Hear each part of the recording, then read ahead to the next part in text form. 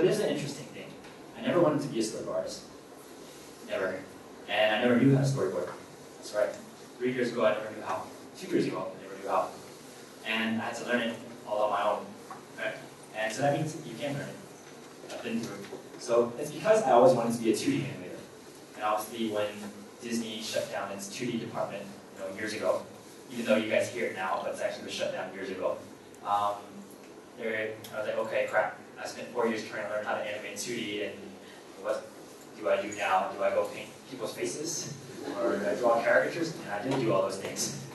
But the thing is, eventually, okay, I can somehow try to do something with this, right? And so when I was at Warner Brothers, I never actually knew how to storyboard. I didn't understand the rules. I didn't understand how to work. Everything was learn everything in 3 hours, learn how to draw everything on model in 2 hours, and execute it. It's just on the job type of training. There was no training. Just sit there and do it. Right? And here, this is a sequence that I didn't do at Warner Bros., but at a Sony treatment project.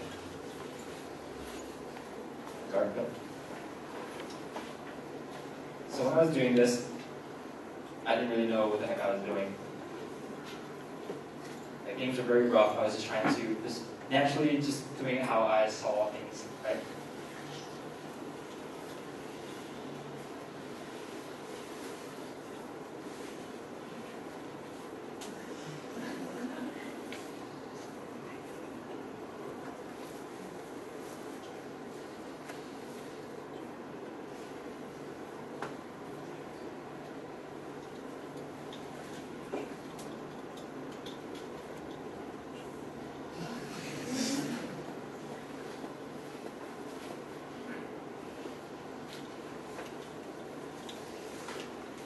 So that was something that I did without really understanding, basic rules, right?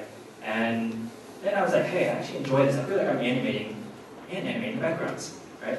And so I was like, hey, I can do this. I can do this. And I wanted to do it. I was like, hey, my animation skills carry over. Right? That's why I'm telling you, animation is very, very important. You got to understand how to do it. And if you understand how to animate, it's going to carry over to this very, very easy because it's just the same principles. Because if you understand animation, you understand those 12 things that you guys are, hopefully taught. I struggle with that in some of my classes. You guys have to know what those things are, right? Wikipedia, find out what each one of those things, wash and stretch, overlap, follow through. You gotta know it 100%. Okay? And when you know that, it carries over and translates. And then you also gotta understand, okay, where did those principles come from?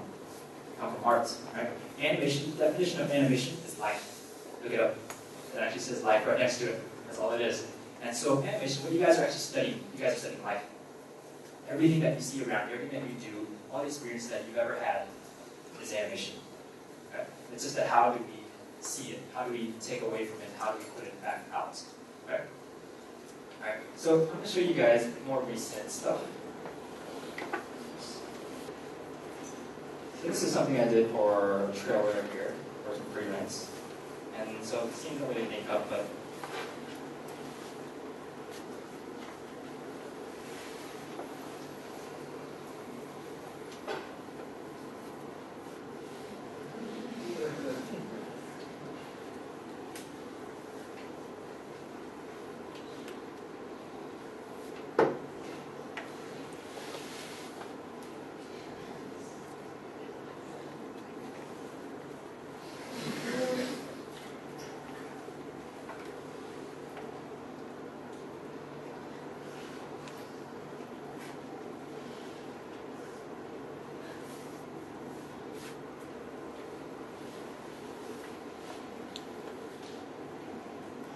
so you guys can see that you guys laugh at some parts, you guys smile, correctly saying a single word without even mentioning it.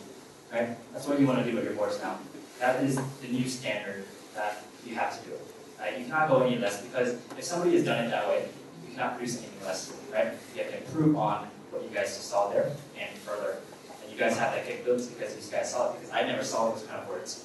I had to figure it out a lot of times. But then when you're exposed to it, right? Type of exposure, then you can educate yourself on how to do it. Right? You see it now. You see it. It's very clear that, hey, I gotta make my words get improved. When I look at it, I can laugh at it without even saying a single word. Right? Because sometimes not all of us are great pitchmen. Because sometimes we're very shy, right? And we don't want to say anything. We're like, oh, like this happens, and yeah. And then randomly disappear somewhere in the distance. Right? And I don't know what the heck happened. And then you expect me to mind read your boards. It's like, yeah, that's screwball, yeah, crazy moment in the movie, right? It doesn't happen. So you either got to make it very, very big proof visually, or you somehow can also sell it, right? I come from a car salesmanship background. I used to sell cars, right? So this helps a lot. And so I was also very, very shy though. Like, I didn't like to sell things, and I was very shy and speaking in front of people. But when my teacher pulled me up in front of the class and said, "You speak," and I was like, and then she did it every single day. And eventually I was like, you know what? Nobody's here. And I just started talking. And that's what you do, right? You kind of don't think about what other people think about you. You just got to kind of do your own thing. Just be yourself. And once you're yourself, and you just kind of do whatever, and the room becomes a little empty here. Even though there's 200 here, I feel like there's only 4. Right? Okay. So, and I'm going to show you guys one more sequence. This is the production that we did here at Tiny that I storyboarded on.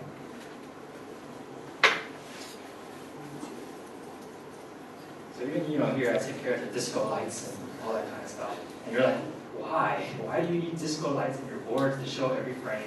And it's like, you feel it though, right? You feel that the environment there, the mood is there, and that's what you want to do. You want to make it, again, idiot proof. And then I got lazy with the coloring here. Because no time. Right? You have to at night.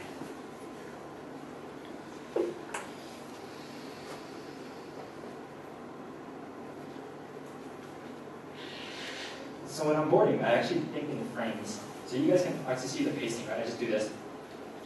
And I don't look yet, but you can actually feel like the timing is already there. Because I think about every 8 frames, I draw a drawing. And it's just, 3 drawings per second, 24 frames per second animation. 8 frames would be a third. So I do 3 drawings per second. And so as I'm boarding, I'm calculating that pacing in my head. And I do special effects in the boards for no apparent reason, supposedly, right?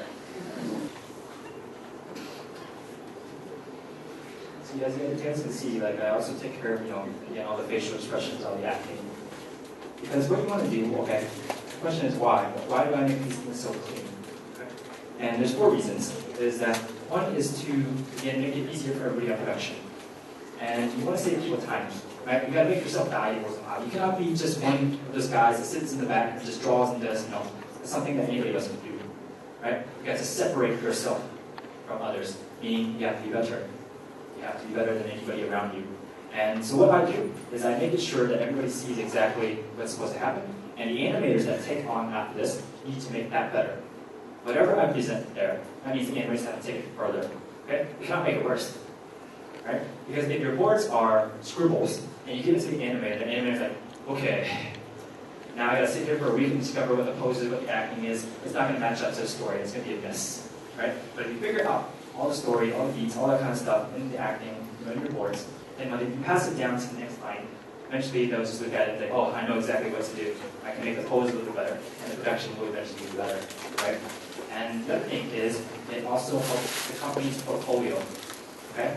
Remember, this is not about you, this is about others. You're working for somebody, right? So you gotta pay your dues. And so what you're doing is building a portfolio for the company. When you're having boards like that, they can easily present it and say, hey, this is what we do in pre-production. Imagine what we do in post-production. Right? They can actually see it even further. So it also helps your company out. And the final thing is, it helps you out. Right? Helps you out to get better at drawing. Because if you keep drawing scribbles, you're going to always draw scribbles. But if you draw really nice drawings, you're forced to improve on that every single time. Right? And that is the challenge for me. It's like, how do I improve on that last sequence that I just did? Right? And the more and more I do, the better I'll get at it. Right? Again, no shortcuts. And over a period of 2 years, I've probably done about 20,000 storyboards. And you're just doing a lot of it. Okay? And you guys are thinking, okay, I can only do like 20 boards a day. It's like, there's no way I can do, more than that. But you guys just, again, proved me wrong earlier, right? You can do more. And it's just a matter of knowing how to do it. Because when there's less thinking, when there's more parameters, you actually produce more, right? And so what happens is, what you want to do, I'm going to break things down for you guys right now, is how do we actually get things into the board? How do we get story into the boarding phase? Okay?